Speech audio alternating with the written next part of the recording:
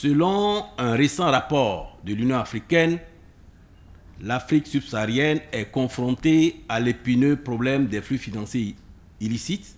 Face à cette situation, chaque pays doit prendre ses responsabilités. Il convient alors de mettre en place des stratégies pour la lutte contre le blanchiment d'argent et le financement du terrorisme. Depuis mai 2016, la cellule nationale de traitement des informations financières a entamé un processus d'évaluation des risques de ces phénomènes au Bénin. La rencontre de ce jour constitue la dernière étape.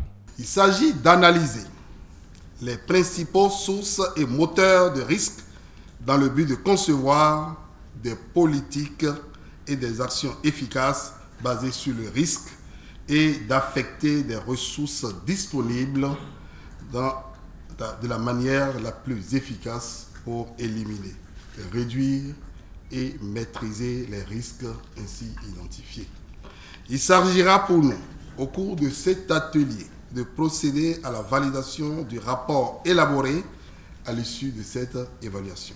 L'élaboration de ce rapport a été placée sous la supervision des experts de la Banque mondiale. Mon institution se félicite d'avoir été invitée à soutenir les efforts des autorités dans ce domaine et d'avoir été en mesure de les accompagner au cours de ces 2 dernières années pour finaliser cet exercice exigeant.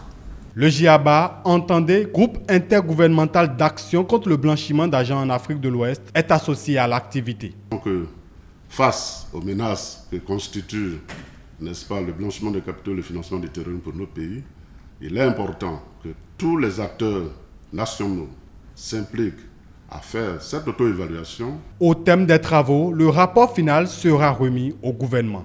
À l'issue de l'atelier, le Bénin pourra disposer d'une stratégie nationale de renforcement de son dispositif de lutte contre le blanchiment de capitaux et le financement du terrorisme.